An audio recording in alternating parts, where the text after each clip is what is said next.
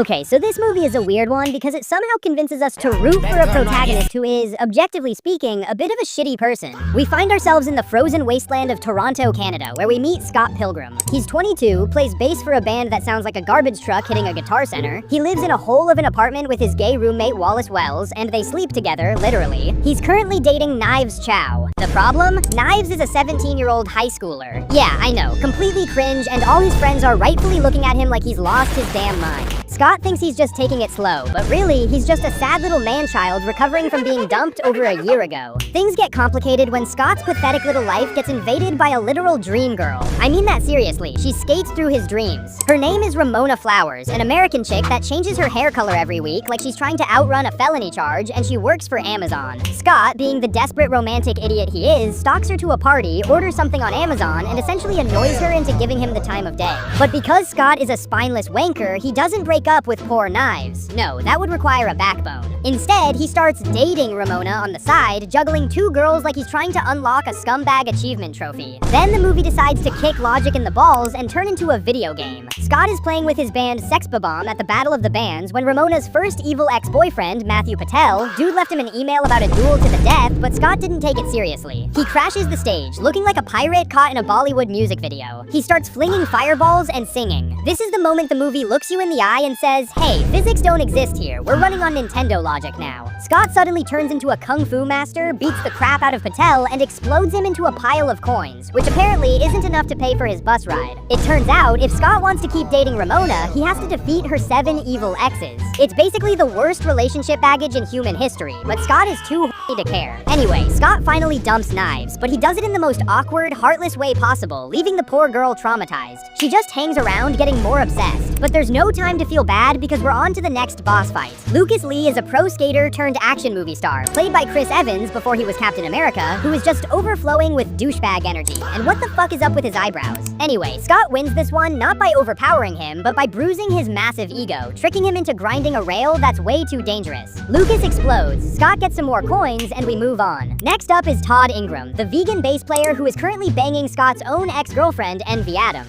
This guy has literal superpowers because he went to vegan camp and doesn't eat cheese. They have a bass battle that physically destroys the room, but Todd is winning because of his vegan voodoo bullshit. Scott, realizing he can't outrock him, probably because he's gotten his ass beaten through I don't know how many walls, tricks Todd into drinking coffee with half and half. The vegan police, yes, that's a real thing in this movie, show up, strip Todd of his powers for breaking his diet, and Scott headbutts him into oblivion. Things get messy when Roxy Richter shows up. She's a bi-furious ninja and Ramona's 4th ex. Apparently Ramona had a curious phase in college. Scott is fundamentally useless here because he has a weird moral block about hitting a girl, so Ramona ends up fighting her. She uses Scott's body like a puppet to beat the shit out of her. Scott ends up poking her weak spot and she explodes, but the cracks are showing. Scott is tired of fighting. After a massive argument where Scott basically slut-shames her for having a dating life, Ramona dumps him. Then he fights the Katayanagi twins at a battle of the bands. They summon giant sound dragons from their amps, Sex Bomb summons a giant sound yeti, the yeti smashes the dragons and ends up smashing the Katayanagi twins. It's pure visual noise and it's awesome. So now Scott is alone,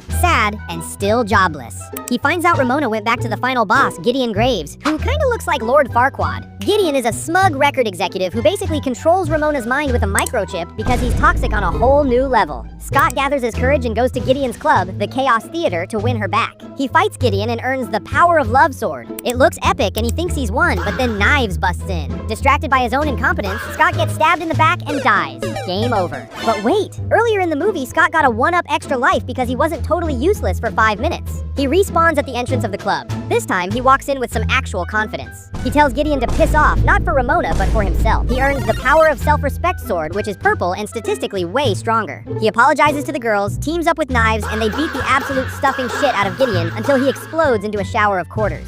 Ramona is free, Knives realizes she's too cool for Scott, and Scott finally learns that maybe, just maybe, he shouldn't be such a self-absorbed person. He encounters Nega Scott, his dark reflection, but they just end up getting brunch because they're cool like that. In the end, he walks off into the snow with Ramona to try again, hopefully without the murder this time.